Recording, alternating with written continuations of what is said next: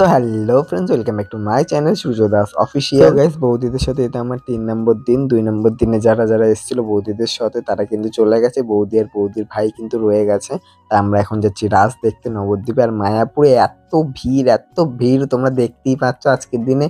মানে এত লোক আমাদের নামিয়ে দিয়েছে, এদিকে মনে হয় নো এন্ট্রি করে দিয়েছে। সেই জন্য আমাদের এখন হেঁটে হেঁটে ঘাট অব্দি যেতে হবে। মানে 1 নম্বর যে মেন গেট আছে, ওই মেন গেট থেকে আমরা এখন যাবো ঘাট অব্দি হেঁটে। তো গাইস, আমরা কিন্তু ঘাটের এপারে চলে এসেছি, মানে নবদ্বীপে কিন্তু আমরা পৌঁছে গেছি। এবার যাবো পোড়ামাতলের ওই দিকটায়, মানে আমরা ওখানকার কয়েকটা ঠাকুর দেখে তারপরে বাড়ি চলে যাবো। তো গাইস, ফাইনালি কিন্তু আমরা একটা প্যান্ডেলে ঢুকছি এবার, মানে পোড়ামাতলের আশেপাশেই এটা প্যান্ডেলটা। তা আমরা এখন যাচ্ছি। আমরা টোটাল 5 জন এসেছিলাম, 2জনের সামনে চলে গেছে আর আমি, বৌদি আর দাদা পিছনে আছি। এখানে যে ঠাকুরটা দেখতে পাচ্ছ, এই ঠাকুরটার নাম হয়তো অর্ধনারীশ্বর, আই থিঙ্ক হতে পারে এটা।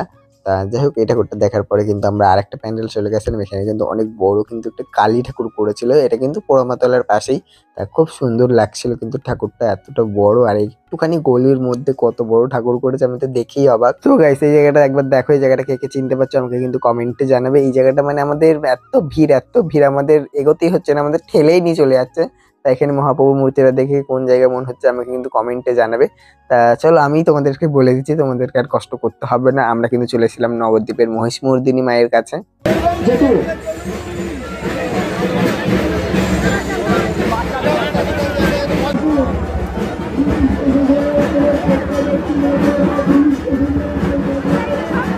সো গাইস, আমাদের কিন্তু সেইভাবে রাস দেখতে আসা হয় না নবদ্বীপে। আজকে কিন্তু আমি মানে 3 থেকে 4 বছর পরে কিন্তু আমি রাস দেখতে আসলাম। আর এই জায়গাটা জাস্ট একবার ভিড়টা দেখো, ভিড়টা একবার জাস্ট তোমরা দেখো।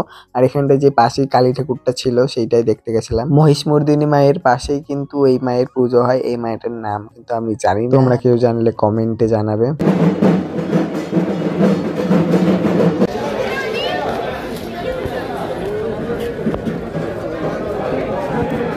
তো গাইস, আমরা কিন্তু আরেকটা মণ্ডপে চলে এসেছি। এখানকার ঠাকুরটাও কিন্তু খুবই সুন্দর হয়েছে। এখানে হয়েছিল গঙ্গা ঠাকুর, মানে গঙ্গা মায়ের পুজো হচ্ছিল এখানে। তো আমরা বেশি কাছে যাইনি, দূর থেকেই তুলে তারপরে বেরিয়ে গেছি।